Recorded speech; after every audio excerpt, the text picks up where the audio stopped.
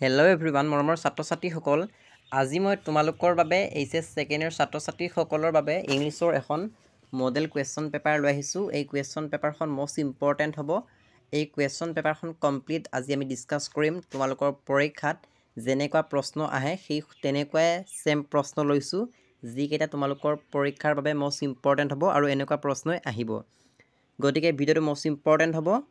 আজি আমি সকলো কুৱেশ্যন পেপাৰখন সলভ কৰি দিম, গতিকে ভিডিঅ'টো ভালদৰে চাই যাবা। প্ৰথমতে তোমালোকৰ আহিব ছেকশ্যন এ ৰিডিং স্কিলছ। ইয়াত থাকিব 10 নম্বৰ আৰু এটা পেজেছ ৰাইটিং থাকিব, আৰু এই পেজেছ ৰাইটিংটো আনচিন পেজেছ, মানে কোনেও নেদেখা এটা পেজেছ বা গল্প দিব। সেই গল্পটো পঢ়ি তুমি তাৰ পৰা আনচাৰ লিখিব লাগে। তুমি বনাই লিখিব পাৰা বা পেজেছটোৰ পৰা যেনেকৈ আছে তেনেকৈও লিখিব পাৰা। তুমি পাৰিলে বনাই লিখিবা, যদি বনাই লিখিব নোৱাৰা তেনেহ'লে তুমি যেনেকৈ লিখিব পাৰা তেনেকৈয়ে লিখি দিবা। আৰু ইয়াত ধুনীয়াকৈ আনচাৰকেইটা দিয়া আছে, গতিকে আনচাৰকেইটা চাই লোৱা। লগতে প্ৰশ্নকেইটা চোৱা কেনেকুৱা টাইপৰ প্ৰশ্ন আহিছে। ইয়াৰে তোমালোকৰ 1 নম্বৰীয়া প্ৰশ্ন আহে আৰু 2 নম্বৰীয়া প্ৰশ্ন আহে, গতিকে এইকেইটা মই দি দিছোঁ, তোমালোকে ভালদৰে চাই যোৱা কেনেকুৱা প্ৰশ্ন আহে। লগতে তোমালোকৰ এডজেক্টিভ ফৰ্ম আহি যায়, লগতে এণ্টনিয়ম আহে, অৰ্থাৎ চিননিয়ম দিয়ে। এণ্টনিয়ম মানে হৈছে বিপৰীত শব্দ আৰু চিননিয়ম মানে হৈছে সমাৰ্থক শব্দ, গতিকে চিননিয়ম এণ্টনিয়ম তোমালোকে এটা দুটা চাই যাব লাগিব। তাৰপিছত তোমালোকৰ ছেকশ্যন বিত আহিব এডভান্স ৰাইটিং স্কিল। ইয়াত থাকিব 25 মাৰ্কছ, 25 নম্বৰ। যেনে তোমালোকৰ পষ্টাৰ ৰাইটিং আহিব। ইতিমধ্যে মই পষ্টাৰ ৰাইটিং কেনেকুৱা আহিব কৈছোঁৱে, গতিকে এই পষ্টাৰ ৰাইটিংখনৰ আনচাৰকেইটা ধুনীয়াকৈ দিছোঁ। তোমালোকে এনেকৈ আনচাৰটো লিখিব পাৰিবা। এইখিনি হৈছে পষ্টাৰ ৰাইটিঙৰ আনচাৰ। তোমালোকে পষ্টাৰ ৰাইটিঙৰ আনচাৰখিনি পইণ্ট কৰি লিখিবা। 1 নম্বৰ 2 নম্বৰ এনেকৈ পইণ্ট দি ধুনীয়াকৈ লিখি দিবা। তাৰপিছত তোমালোকৰ অৰ বুলি দিব, অৰ বুলি দি তাতে তোমালোকক এডভাৰটাইজমেণ্ট ৰাইটিং দিব পাৰে বা নটিচ ৰাইটিং দিব পাৰে। গতিকে ইয়াত এডভাৰটাইজমেণ্ট ৰাইটিং দিছে লছ এণ্ড ফাউণ্ডৰ ওপৰত, গতিকে এইখিনি মষ্ট ইম্পৰ্টেণ্ট হয়, তোমালোকে চাই ল'বা। লষ্ট ইয়াত ধুনীয়াকৈ লিখা হৈছে আনচাৰখিনি। তাৰপিছত ডেট দিয়া হৈছে, তাৰপিছত ধুনীয়াকৈ এক্সপ্লেইন কৰা হৈছে। তাৰপিছত এইখিনি এড্ৰেছ চিনি লিখা আছে, এড্ৰেছ চিনি কিবা এটা লিখি দিছোঁ, গতিকে চাই ল'বা। তাৰপিছত তোমালোকৰ 3 নম্বৰত এইটো চেলিব্ৰেটৰ ওপৰত আহিছে, গতিকে চেলিব্ৰেটৰ ওপৰত চাই যাবা। গতিকে তোমালোকে ৰিপৰ্ট কেনেকৈ কি চাব লাগে সেইবোৰ মই কৈছোঁৱে, গতিকে ৰিপৰ্টখন চেলিব্ৰেটৰ ওপৰত আহিছে, গতিকে ইয়াৰ আনচাৰটো ধুনীয়াকৈ দিয়া আছে। গতিকে ৰিপৰ্টৰ এই হেডলাইনটো তোমালোকে লিখিলে 2 নম্বৰ বা 1 নম্বৰ লাভ কৰিব পাৰিবা। এইখন হৈছে ৰিপৰ্ট, আৰু ৰিপৰ্টৰ এই প্ৰথম এইখিনি হৈছে হেডলাইন। এইখিনি হৈছে হেডলাইন, এইখিনিৰ পৰা হৈছে আনচাৰ। এইখন হৈছে ৰিপৰ্ট। 3 নম্বৰ এইটো প্ৰশ্নটো হৈছে ৰিপৰ্ট আহিছে এইটো। গতিকে এই ৰিপৰ্টটোৰ আনচাৰখিনি এইখিনিৰ পৰা ষ্টাৰ্ট হ'ব, এইখিনিৰ পৰা। গতিকে তোমালোকে যদি এইখিনি লিখা হেডলাইনখিনি, এইখিনি লিখিলে তোমালোকে 1ৰ পৰা 2 নম্বৰ লাভ কৰিব পাৰিবা। গতিকে তোমালোকে পৰীক্ষাত ৰিপৰ্ট ৰাইটিংখন লিখি থৈ আহিবা, তেতিয়া নম্বৰ পাবা। তোমালোকে জানিলেও নাজানিলেও এই হেডলাইনটো লিখি থৈ আহিবা, তেতিয়া 1ৰ পৰা 2 নম্বৰ লাভ কৰিব পাৰিবা। গতিকে ৰিপৰ্ট ৰাইটিংখন এইখিনিতে আনচাৰখিনি সমাপ্ত হৈ গ'ল।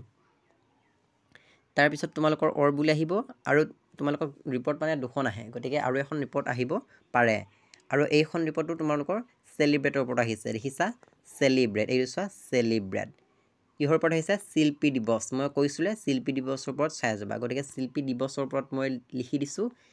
গতিকে শিল্পী দিৱসৰ ওপৰত ৰিপৰ্টখন কেনেকৈ লিখিব লাগে ইয়াত চোৱা। শিল্পী দিৱস বুলি এনেকৈ হেডলাইন দিবা, তাৰপিছত ৰিপৰ্টেড বাই এনেকৈ দিবা, তাৰপিছত প্লেচ দিবা, ডেট দিবা। এইখিনি লিখিলে তোমালোকে 1ৰ পৰা 2 নম্বৰ লাভ কৰিব পাৰিবা। গতিকে ৰিপৰ্ট তোমালোকে এইখিনি লিখি থৈ আহিবা। গতিকে ৰিপৰ্টখন এইখিনিতে সমাপ্ত হৈ গ'ল। গতিকে এই ৰিপৰ্টখন এইখিনিতে সমাপ্ত হৈ গ'ল। এইখিনি লিখিলে তোমালোকে নম্বৰ পাই যাবা, 10 নম্বৰ।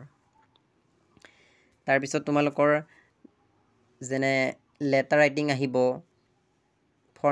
ফৰ্মেল লেটাৰ বা বিভিন্ন ধৰণৰ আহিব পাৰে। তাৰপিছত এডভাৰটাইজমেণ্ট ৰাইটিং আহিব, কেনেকুৱা আহিব সেইবোৰ মই কৈছোঁ, গতিকে ইয়াত দিছোঁ, তোমালোকে চাই লোৱা।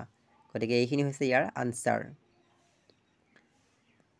তাৰপিছত তোমালোকে ধুনীয়াকৈ লিখিবা, ৰিছপেক্টেড এনেকৈ চাৰ দি পেলাই ধুনীয়াকৈ লিখি যাবা। তাৰপিছত এইখিনিলে লিখিলে তোমালোকৰ লেটাৰ ৰাইটিংখন সমাপ্ত হৈ যাব বা এপ্লিকেশ্যনখন সমাপ্ত হৈ যাব। গতিকে এইখিনি বায়'ডাটা ধুনীয়াকৈ তুমি নাম লিখিব লাগিব, তুমি ল'ৰা হ'লে ল'ৰা নাম, ছোৱালী হ'লে ছোৱালীৰ নাম, তাৰপিছত father name, mother name, date of birth, gender. গতিকে এনেকৈ কিছুমান লিখিব লাগিব বায়'ডাটা। এইখিনি ধুনীয়াকৈ বায়'ডাটা লিখি দিছোঁ, এইখিনি চাই ল'বা। তাৰপিছত এডুকেশ্যন কোৱালিফিকেশ্যন লিখিব লাগিব বা এক্সট্ৰা কোৱালিফিকেশ্যন, এইখিনি ধুনীয়াকৈ দিয়া আছে। তোমালোকে চাই লোৱা কেনেকৈ লিখিছোঁ, এনেকৈয়ে তোমালোকে পৰীক্ষাত লিখিব লাগিব। তাৰপিছত তুমি এটা ডিক্লেৰেশ্যন দিব লাগিব শেষত, এইখিনি ডিক্লেৰেশ্যনখিনি দিয়া আছে। গতিকে এইখিনিতে সমাপ্ত হৈ গ'ল এই এপ্লিকেশ্যনখন। গতিকে তুমি এনেকৈ লিখিব লাগিব। তাৰপিছত বুলি দিব, তোমাক লেটাৰ এখন লিখিব দিব। গতিকে এইটো হৈছে প্ৰশ্নটো পঢ়ি ল'বা আৰু এই লেটাৰখনৰ আনচাৰটো ইয়াত ধুনীয়াকৈ দিয়া আছে। তোমালোকে পৰীক্ষাত লেটাৰ বা এপ্লিকেশ্যন যিকোনো এখন লিখিব লাগিব। যদিহে তুমি জব এপ্লিকেশ্যন পাৰা জব এপ্লিকেশ্যন লিখিবা, যদিহে জব এপ্লিকেশ্যন নোৱাৰা তেতিয়াহ'লে লেটাৰ ৰাইটিং লিখিবা। আৰু লেটাৰ ৰাইটিং প্ৰথমতে কেনেকৈ লিখিব লাগে চোৱা, টু দ্য এডিটৰ এনেকৈ লিখিব লাগিব।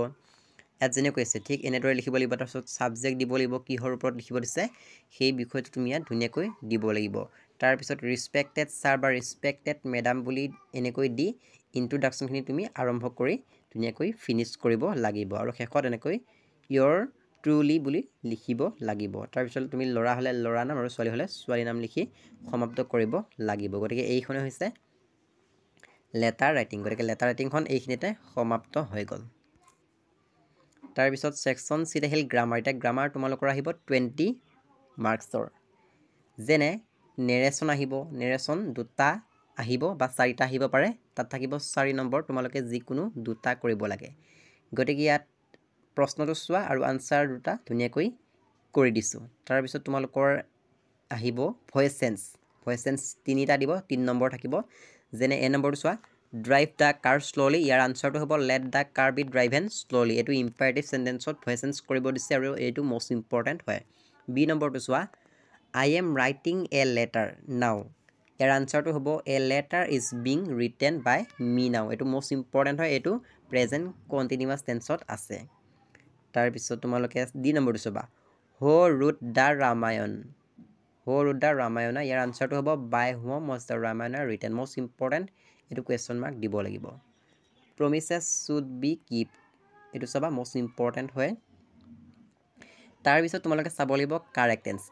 ইয়াত দেখিছা I meet him while go' to his office, ইয়াৰ কাৰেক্ট আনচাৰটো হ'ব I meet him while going to his office. Most important হয়। বি নম্বৰটো চাবা, they live in this place since 1917, ইয়াৰ কাৰেক্ট আনচাৰটো হ'ব they have been living in this place since 1917। এইটো মষ্ট ইম্পৰ্টেণ্ট হয়, তোমালোকে নিশ্চয় জানা যে চিন্স থাকিলে সেই চেণ্টেন্সটো প্ৰেজেণ্ট পাৰফেক্ট কণ্টিনিউৱাছ টেন্সত হয়। গতিকে ইয়াত আমি হেভ বিন বহালোঁ আৰু লিভিং বহাই দিলোঁ। গতিকে কাৰেক্ট আনচাৰটো হ'ল they have been living in this place since 1917।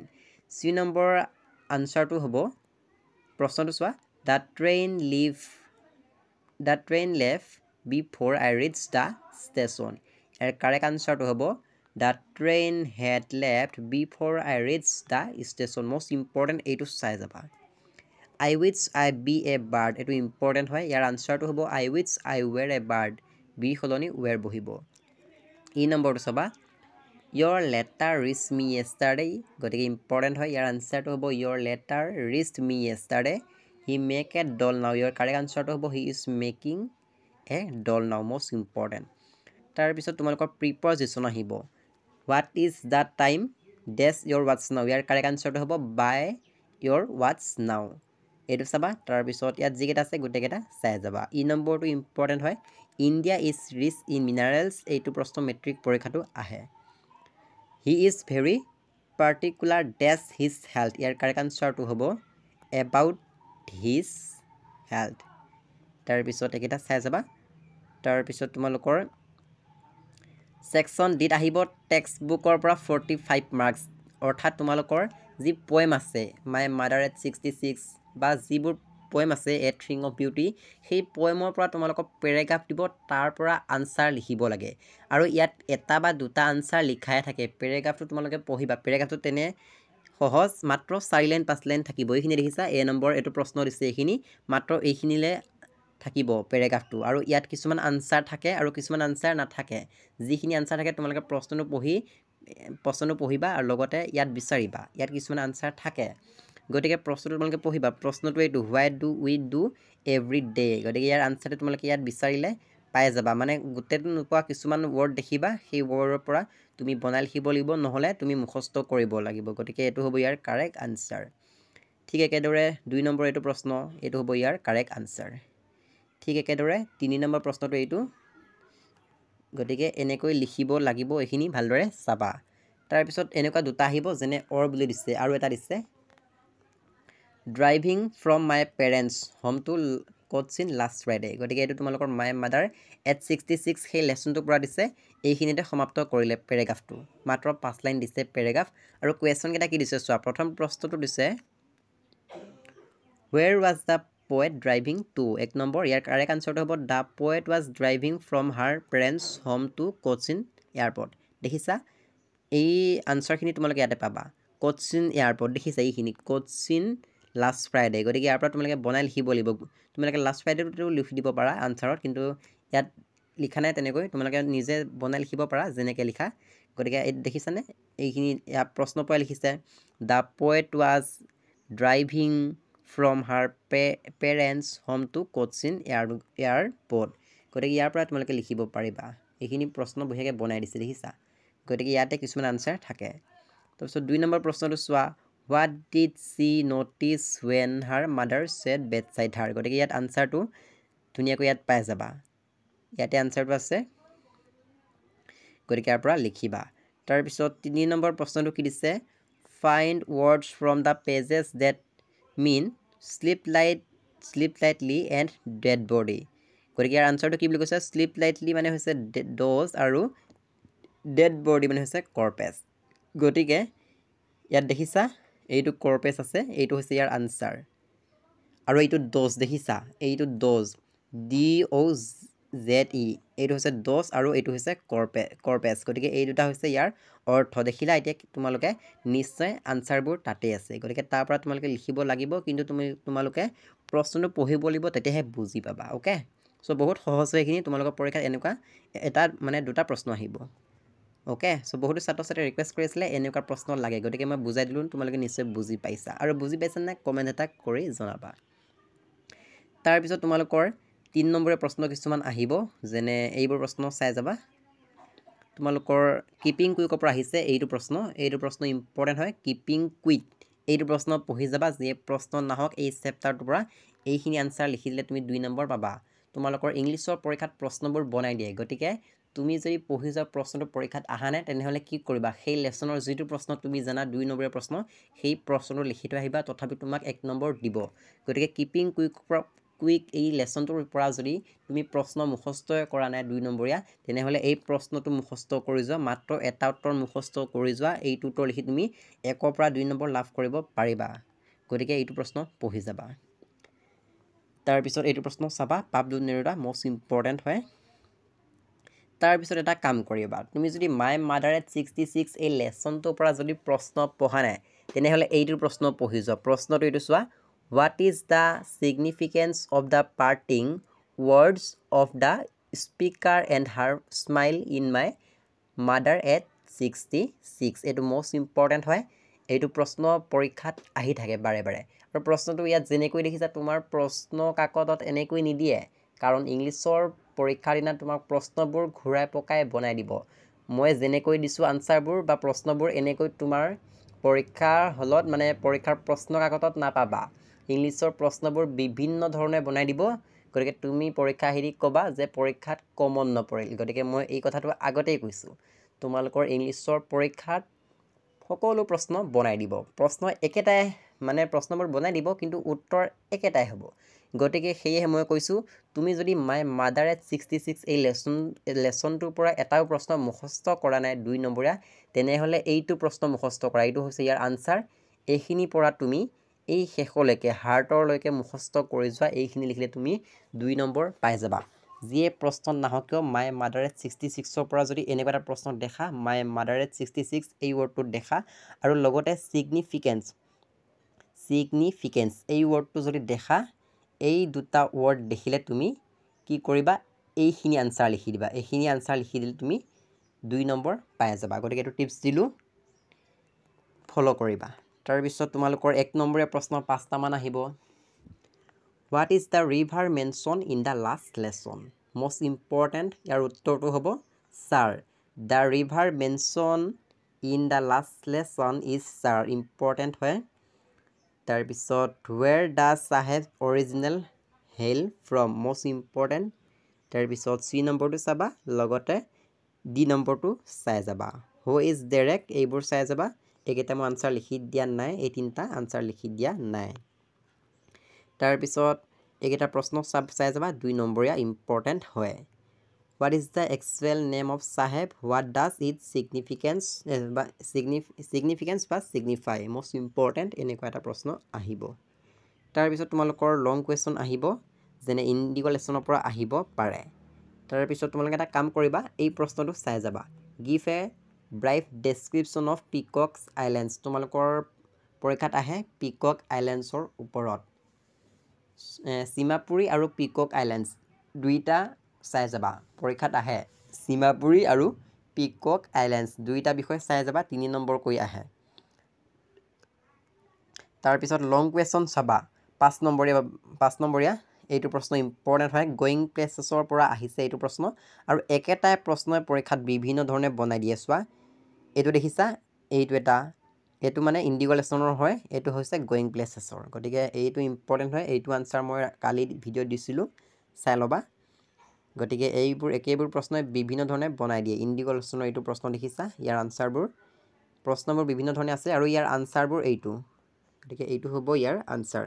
এইখিনি লিখি তুমি 5 নম্বৰ লাভ কৰিব পাৰিবা, এইখিনিলে 5 নম্বৰ পাই যাবা। তাৰপিছত তোমালোকৰ আৰু এনিমে চেপ্টাৰৰ পৰা ইম্পৰ্টেণ্ট এইটো হ'ব। এইটো এনিমে চেপ্টাৰৰ দ্য এনিমে, এই লেচনটোৰ ইম্পৰ্টেণ্ট কুৱেশ্যন এইটো। বেলেগ কুৱেশ্যন পঢ়িব নালাগে, এইটো প্ৰশ্ন পঢ়ি যাবা, পৰীক্ষাত যিয়ে প্ৰশ্ন নহওক এইটো আনচাৰ লিখি তুমি 5ৰ পৰা 7 নম্বৰ লাভ কৰিব পাৰিবা। অ'কে। তাৰপিছত তোমালোকৰ ভিষ্টাজৰ 2 নম্বৰীয়া প্ৰশ্ন আহিব, ইয়াত ধুনীয়াকৈ দিয়া আছে। যেনে হু ৱাজ হানা, এইটো প্ৰশ্ন চাই যাবা, মষ্ট ইম্পৰ্টেণ্ট হয়। তাৰপিছত how did Derry get his face burned, এইটো ইম্পৰ্টেণ্ট, চাই যাবা।